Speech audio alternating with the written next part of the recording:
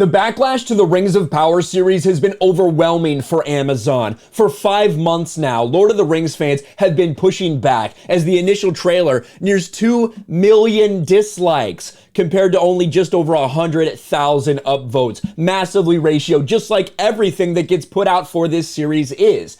And with the premiere only a few weeks away, September 2nd, the anniversary of J.R.R. Tolkien's death, that's not a mistake, and it's not meant to honor him. That's meant to send a signal, because what they're doing in this series has nothing to do with the world that Tolkien created. But once again, we have the producers out there, the showrunners, everybody involved with this, trying to lie to you to get some people back in their corner, to get people to actually watch this garbage that they're about to put out.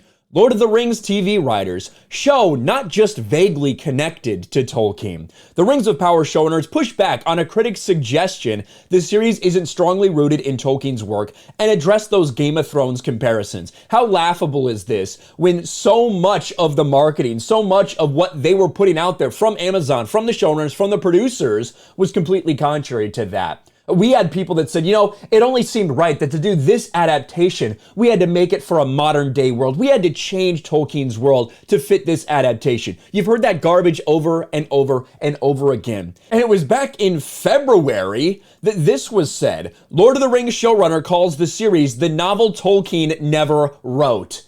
But you somehow are trying to say, oh no, it's very tied into Tolkien. Only what we're doing is we're writing fan fiction. And we're trying to make believe that it's in Tolkien's universe. This is garbage from Amazon. Let's get into this. Prime Video's The Lord of the Rings Rings of Power showrunners and cast discuss creating their show's immense world and comparisons to Game of Thrones. But the congenial panel's most forward-leaning moment might have been when a reporter called the highly anticipated fantasy show only, quote, vaguely connected to Tolkien's work compared to the Lord of the Rings movies, which were based on actual printed materials. Let's listen to the response. I just want to sort of quibble with the vaguely connected, said Patrick McKay.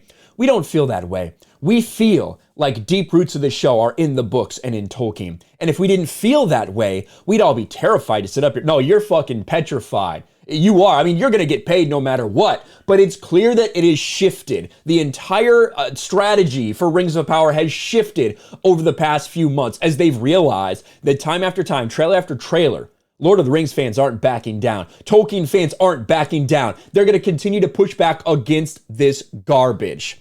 We feel that this story isn't ours. It's a story we're stewarding, that was here before us and was waiting in those books to be on Earth. We don't feel vaguely connected. We feel deeply, deeply connected to those folks and work every day to be even closer connected. That's really how we think about it. This is such a load of horse shit. You have characters for this series that have been completely made up for diversity purposes in many ways. You have characters in this series who were in J.R.R. Tolkien's works who are acting completely different than we saw them in there. And they even said it themselves. They said, if Tolkien didn't write something, we felt that we could do whatever we wanted with that. That's the approach that they're taking. This is about as vaguely connected as you could possibly get. Yet on the same hand, they're trying to tell you that they're not trying to, use your nostalgia for this. Are you kidding me? Listen to this. This is a new story for most who are going to be watching it. Somehow, the words that are uttered here by Patrick McKay are during the exact same thing, the TCAs, the Television Critics Awards, the same press junket that happened before that we just saw from those other quotes, yet he's saying something completely different. This is a new story for most who are gonna watch it. We aren't interested in a nostalgia play, yet we're bringing hobbits into it. You're gonna call them Harfoots, but they're hobbits, even though Tolkien specifically said they weren't around until the Third Age. They will do whatever they want to try to destroy this world to push their narrative, and they'll lie to your face about it. That's what they're doing.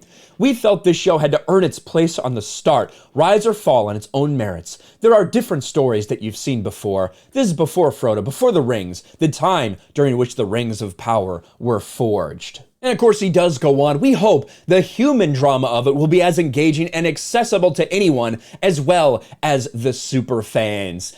They will lie. They will try to say whatever they can to get people on board at this point because they know how bad it looks. Lord of the Rings fans are not fooled by this. They're continuing to push back just like they will when this garbage comes out. September 2nd, putting it out on the anniversary of J.R.R. Tolkien's death.